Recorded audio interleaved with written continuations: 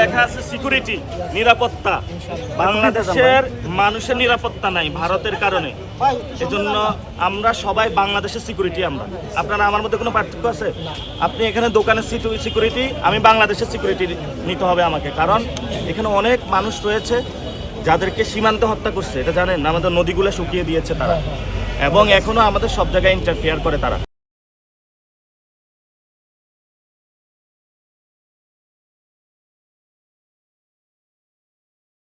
জি, এখন আগুন বড় বাদ দিয়ে বর্তমানে আপনার স্কুলে ভর্তি করছে। স্কুলে এখন আপনি কি লাখ টাকা দিয়ে বড় স্কুলে পড়াইতে পারেন? না, তো পারবো না। তাহলে যে লাখ টাকা দিয়ে পড়াচ্ছে, আমাদের সবার সন্তান এক স্কুলে যাওয়া প্রয়োজন, ঠিক না? ঠিক। আপনি কি লাইব্রেরি যাইতে পারবেন?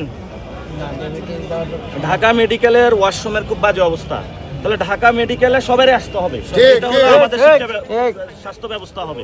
আমরা ইনশাআল্লাহ ঢাকা হাটে সকলের জন্য চিকিৎসা ব্যবস্থা হলো সমান করব, ফ্রি অ্যাক্সেস করব সবার জন্য ইনশাআল্লাহ, এবং শিক্ষা ব্যবস্থা